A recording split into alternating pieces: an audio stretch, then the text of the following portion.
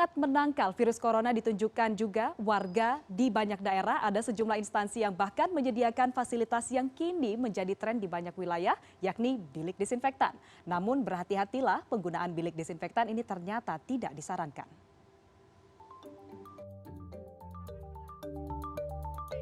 Dari wali kota Tri Risma hari ini di Surabaya, hingga warga biasa di banyak daerah. Bilik disinfektan yang diklaim efektif membersihkan paparan virus corona kini jadi fenomena umum di banyak wilayah di Indonesia.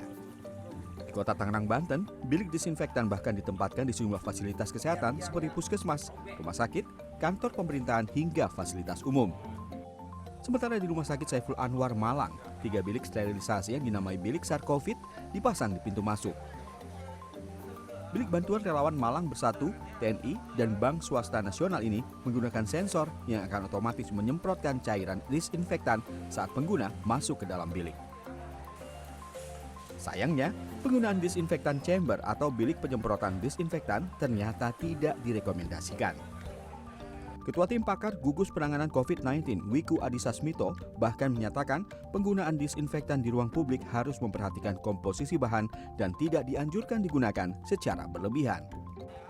Bahan kimia yang selama ini sering dipakai sebagai disinfektan seperti larutan pemutih natrium hipoklorit, klorin dioksida, etanol 70%, hingga hidrogen peroksida sejatinya adalah bahan kimia yang berbahaya jika kontak langsung dengan sel tubuh manusia.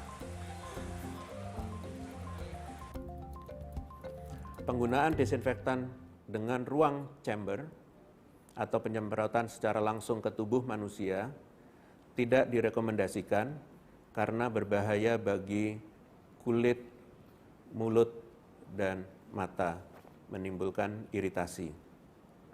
Penggunaan dengan UV light dalam konsentrasi yang berlebihan mempunyai potensi jangka panjang menimbulkan kanker kulit.